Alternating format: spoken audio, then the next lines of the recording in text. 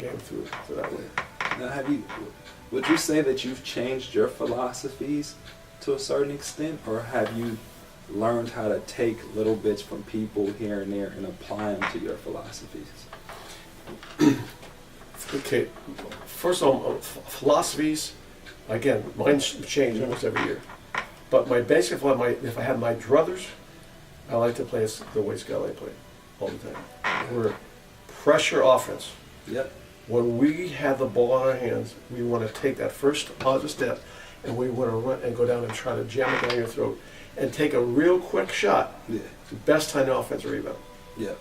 I mean, if you're going to play De La Salle, you better take a quick shot, because they're gonna if you go 5-on-5 with them, they're gonna D the heck out of you, and they're not gonna give you a second rebound. If you shoot it quick, you get a second rebound on. And anybody's gonna have a difficult time if you take a quick shot. But you, as a coach, have to have that. Take a deep breath. There goes that three. Oh my God, he missed it again. There's 3 in a row. When I got here, they had a shooter. His name is John Mercado, and as junior, I got film from the filmer here, how he plays a junior. Missed 2 or 3, then they come out, put a senior in. Yeah. So when I got here, we went to summer league at St. Ignatius. I said, John, you missed like 3 or 4 shots in the first half. I said, keep shooting. You may make 5 in a row. Mm-hmm. And really, yeah, go ahead. So we're down by 15 points at halftime against Reardon. I don't know if you remember this, but second half, he made 6 threes in the second half. And we beat Reardon. And he learned from that day that you have to keep shooting. Shooters have to keep shooting. Ray Allen, he does not stop shooting when he isn't missing. Yeah. He has to keep shooting. Yeah. Because once you stop, you're saying, I can't make it now. Yeah. And the mind controls. That's one thing I probably learned over the years, is the mental control of anything that you do. But the philosophies, that would be one. The second one would be, once they have the ball, make it very, very difficult for them to get that here to here. And because kids, nobody likes pressure. NBA doesn't like pressure. Yeah. 4th grade doesn't like pressure. Yeah. Nobody, get away from me. Give me some comfort zone. Yeah. Well, eventually you get good enough where you can create your own comfort zone by pulling your dribble back. Yeah. But you want to get into people, and then be in really good shape. Yeah. And then see if you can handle all that. If you can handle our attack, and then handle our pressure, and be in good shape, then fine. You may be down 15 at half, though. Yeah. We've been down to 15 at half with Skyline and come back and won by 20 because they died dead in the second half. No shots that they made, no 3 and 1 to maybe put them up and making it. Now they're not making them anymore. So now you're going down because you do this every single day. So how do you deal with the chaotic up and down? I mean, most coaches, as myself and other coaches, sometimes when it gets so chaotic, it doesn't feel right. Well, it may look chaotic, but it's really not chaotic. For example, when we're playing a team like that, when we're playing that way, we have 2 people on the ball at all times, double teaming. We have 2 people that are not double teaming in steal positions. Yeah. The guy's going to pass left, right, or middle. And they have a safety guy. And then the key is on those double teams, once they throw it out of the double teams, most kids stand there and look to see where the ball went. You got to sprint out. Excuse me. Please turn this off. When you come out of a double team, you may be able to hit the ball from behind. You may be able to run to a corner and steal a pass that somebody's going to throw to, because you as a player on the other team see something open, now it's closed. Yeah. That's really frustrating. Yeah. But you have to be going really, really intense doing that. Yeah. So that was fun doing that scouting. SI, we did some different things, and then here we had 6'10" center for a while, and I didn't want him doing this because I couldn't live with that. Yeah. He would be exhausted, right? He'd be a top the key guy. So I changed that for a little bit. And then, how did we play last year? I forgot it last year.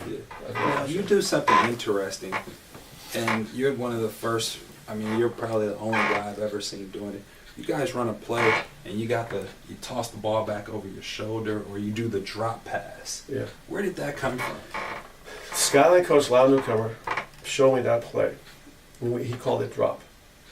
And then I remember the first year's work with him, we were at City College of San Jose, and we ran drop 3 times in a row, got layups. Yeah. And Percy Carr, still coaching down there, calls timeout. He's yelling at his team. When you make sure. No. And so Luke calls over. Okay, we're gonna get the ball out of bounds on the side. We're gonna drop from out of bounds on the side. I said, Coach, I can't get dropped from out of bounds. Boom, drop out of bounds. Timeout. He drove Percy crazy. Yeah. It was almost too good of a play because what happened when you did it to coaches, they go 2-3 zone. Yeah. You get a layup and a man-to-man. Yeah. It's not a scientific. It's 2 and 3 out. Yeah. And you hit the one kid, you go through, this guy dribbles and drops it off his hip, catches it, go there for a layup. Yeah. In fact, I was at Mike Krzyzewski's camp, 92. This year he got sick. And Krzyzewski was 4 days with Krzyzewski, which is probably my biggest learning week I've ever had in my life. And then at break, a lot of coaches go off. He said, I'll stay for break if anybody has any questions. Well, Krzyzewski stayed for break because everybody pretty much stayed. So I was sitting there, I was watching, and one of the coaches came up and said, Coach, and there's 350 coaches, so I know everybody was there. He said, Coach, could you show me what you do to this play? He showed him drop. And who? It was a coach from Kenyatta. Yeah. Because we guess, well, what are you doing here? He showed him drop. So Krzyzewski said he was jump switch it. Yeah. So the guy dribbles here, and the guy's going this way. This man would take this guy, he would take it like, okay, so that's how we answer the question. But Luke Hummer told me that, showed me that thing all the time. I don't even use it anymore. Yeah. Because everybody in the area knows it. Yeah. In fact, we played St. Ignatius 2 years ago in a game, and they used to run an SI.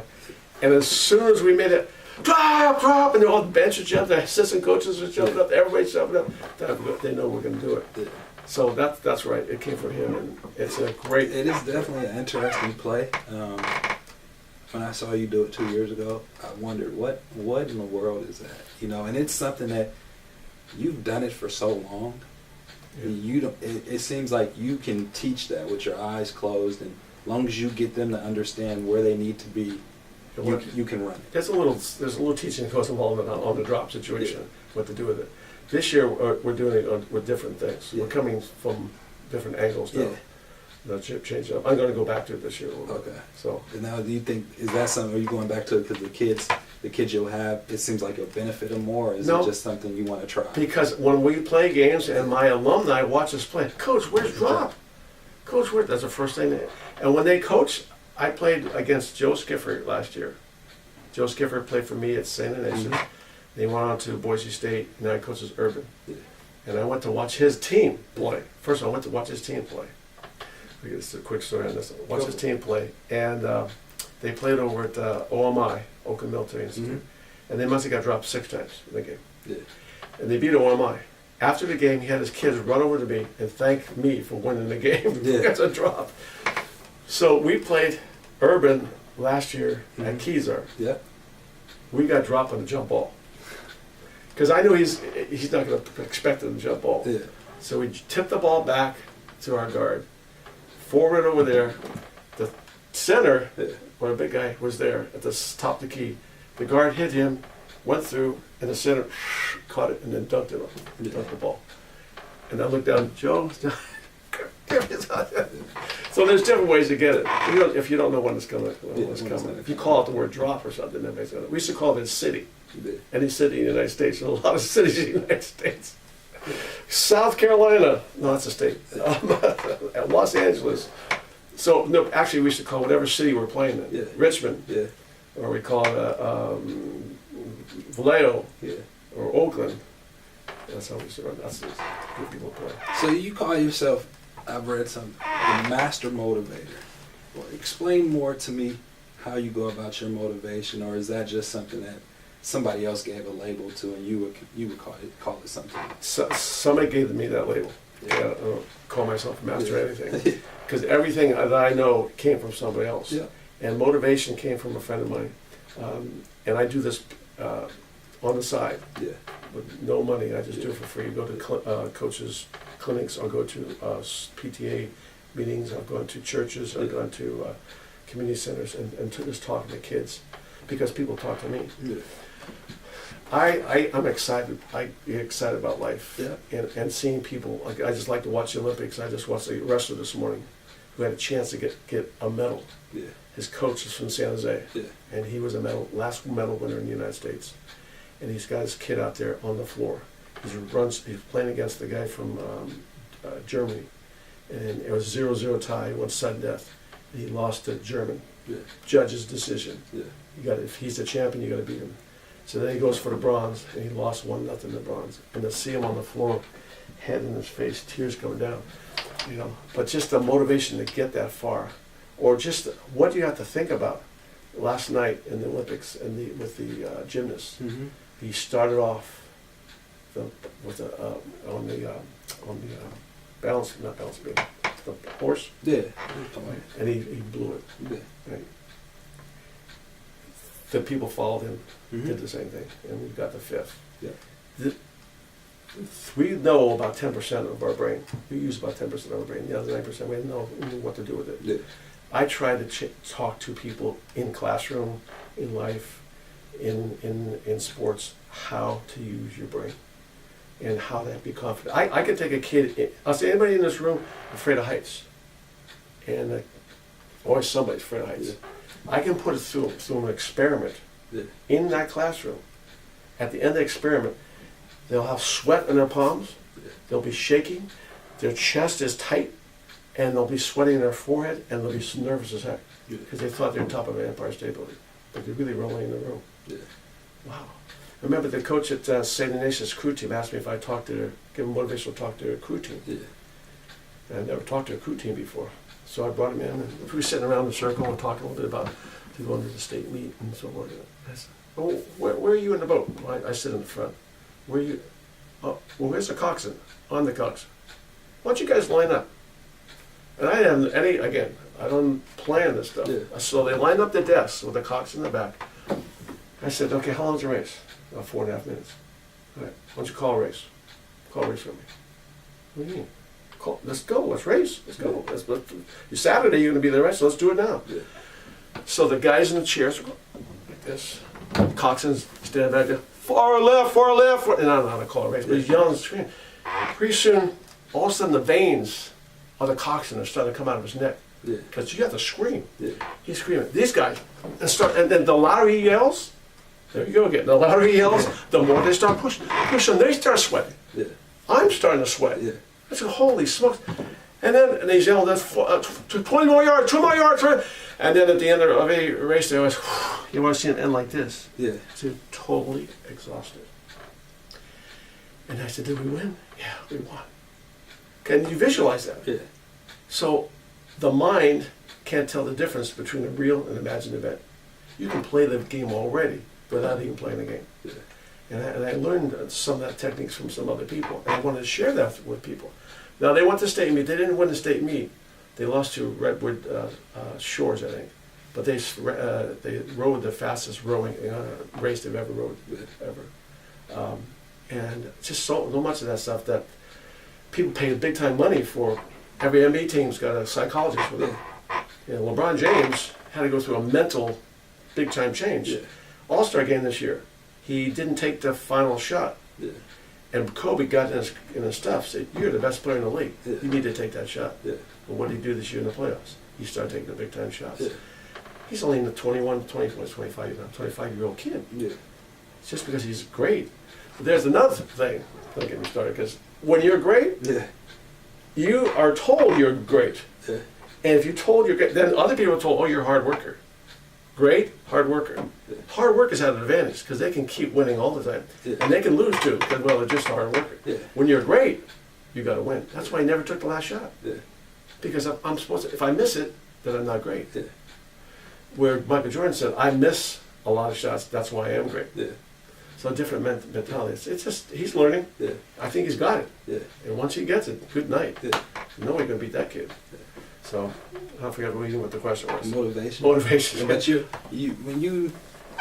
because you wouldn't say I give motivational speeches. You would just simply say you try to give them something that they can take with them and tangible and pass it on. If I think that's something that I can use and I've benefited from it, and I see somebody that has benefited from it, and I can share it to somebody else, whether he's a postman, or he's a politician, or he's an athlete, I want to share that, because that's what we're supposed to do. Yeah. I believe Plato's theory is you reach your level of knowledge, and once you get knowledge and enlightenment, your job is to go share with those who don't have that knowledge and enlightenment. And then you pass around the good things. And that's what I want to do. And then if I'm wrong, I may be wrong, but I have to believe in it first. I believe in this stuff. And what has kept you? You love basketball, but ultimately, what is it for you? What feel does it give you? What's kept you in the game for so long? I'm doing something that I would do for free. Back to my first job. I said, you're paying me to do this? I would do this for free. And it's something that I miss sleep for, something I miss food for, something I miss relatives for, something I miss family for. It's something that there's no limit to it. So it's not a job, it's not even a passion, it's a way of life. And right now I have put a book together for the last 2 years. I didn't work on it this year. It's called What It's Like to Have 6,000 Children. And I've coached and taught 6,000 people over these years. And to see them, for example, on the 18th, I'm going to a wedding. Ollie Thomas is getting married on the 18th. One, love the kid to death. And he's also graduating from USF. He had another course to take. And so for some of the people who don't know who Ollie Thomas is, he played for Coach Lippi at SI, and then he went on to USF. And now he's still making one more shot. He's getting one more shot in the Ukraine. Just to go for his dream, so to speak. But he's married to this woman. I've never met her, but she must be a saint if she's going to marry Ollie Thomas. No offense, Ollie. And so that's just one example. I remember another example. I was in a grocery store. These things just hit me like little jolts of energy every single, not every day, but like once a week, once a month. I'll run into somebody. I was in the grocery store, and this woman was there, and we bumped carts. And I looked at her, and I called out her name. She called out my name. I said, wow, that was the daughter of the coach at Skyline before I got there, who died of a heart attack. And she came and asked me if she could be my statistician. And I said, sure, you can be my statistician, that's fine. I said, because then she told me her dad was a previous coach. So we win the OAL championship. We're in the Oakland Convention Center. The boys had me on their shoulders, and they were parading me around the circle, around the gym. And then she's standing there with her scorebook in her arm, and her tears were coming down her eyes. And I said, what's wrong? I saw my dad on their shoulders. If he would have been alive, they would have won the championship too. She was saying that. And so when we hit carts, that memory, that's 20 years ago. Or at that time, that memory came right back. You know, that feeling, you don't get that when you're working at the post office or in a cubicle somewhere. Those moments, I don't know if they come. I never worked in a cubicle, so I wouldn't know. But this job puts you in life, not life or death, but at the end of a game, so you're fighting tooth and nail to win that game. And you're hugging people. I remember, Ollie, we lost to Northern Cal. We lost to De La Salle in '92 at the Coliseum. It was De La Salle. And he was just hugging me, and it's like, Coach, we love. And I have that feeling, that picture up there, that kid from Skyline, he's hugging. He said, Coach, what did we just do? I said, Sean, we just won the Northern California Championship. He played so hard, he didn't even know what we did. And now I just called him on his birthday's March 17th. So I called him. He lives in New Jersey now. I called him for his birthday. Coach, you remember my birthday? I remember his birthday. And to make somebody's day better. For example, what was it happened the other day? I heard this story about you're working at a bank. It's 4:59 on a Friday. The guy comes in with 100,000 pennies. He said, I'd like you to wrap them for me. It's 4:50. The minute I'm getting off for stomach, you could say, oh my God, I have to wrap these. Or you could say, oh, okay, sir, I'll get some wrappers. You want to help me too? Yeah, sure, okay. And have a little wrapping party. Make that guy's day feel good. You have two choices. You can either be pissed off at him or make his day have him have a good day. And so those are things that happen with sports. You can be mad at your kids, or you can treat them to ice cream. don't be bad. Go take some ice cream. They do that on purpose. Yeah. They didn't lose a game on purpose. You know, always take responsibility. If you're a leader, if your team loses, you take the responsibility. Yeah. Even if the guy called the wrong play, quarterback called the wrong play. No, I called the wrong play. Take the hit for him. And then when they win, put them up there. Yeah. And you should go way back, go away. Don't start talking about yourself, because the players did all that work. And I think the kids will learn that, and then when they go on to become leaders, they'll do that in their companies. Yeah. And I think that's the job of a coach or a teacher, is to teach what you know. And how much more time you think I know you're gonna coach basketball for, you're gonna do that until you can't anymore. But how much more time do you see yourself giving to coaching at a really high level and competitive? Well, I teach AP government. To me, AP government and basketball, you know, those are my two passions. Yeah. And so I'm a full-time teacher. Yeah. And I probably will teach. Okay, how would I say this? If I made it to 70 years old, that would be 40 years of teaching and coaching. Yeah. It's a nice round number. Yeah. Okay. But there's no way, I have to develop in the next 6 years outside things to do. Because once like, on vacation, what do you think I did in the morning? We went to the Incline Village and we worked out in the gym. Yeah. And with a basketball court in the gym with my son, and he's going to college next year. And that was my part of the day that I enjoyed. And we're running speed drills. Yeah. We're working some of the other kids out. And I'll probably be in the newspaper. If anybody needs a free assistant, I'll be the guy that'll take stats. I'll help you with practice, whatever you want to do, and then keep running claims until the hip goes. Yeah. And I don't want to do it in a wheelchair. Yeah. So I had no time limit. I never understood that retirement thing. Because my uncle, I remember one time, God rest his soul, he said to me, Donnie, he said, 2 more years I'm going to retire. I said, oh, okay. I said, it's just, Donnie, 1 more year I'm going to retire.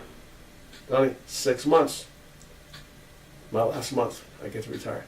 I kept going, wow, that retirement, well, that must be a great thing. So I finally retired and worked for the produce market. And then I went to visit him, and he's sitting at home watching TV and going for a walk at Colgate Park. I mean, having fun, doesn't have to work anymore. But why retire? What is that? Why not keep going as long as your employer says it's okay? The employer comes and say, like I heard one person say one time, the person, you know, your fastball is not fast anymore and your curveball is not curving. You better get out of the game before somebody hits one out of the park. Yeah. You know, and hopefully somebody's going to tell me that. Yeah. And hopefully I'll be smart enough to know that fastball is getting hit out of the park, and then I can figure that out. But I also don't want to stick around too long. You know, I want to do some other things because I have too much energy. I'll explode.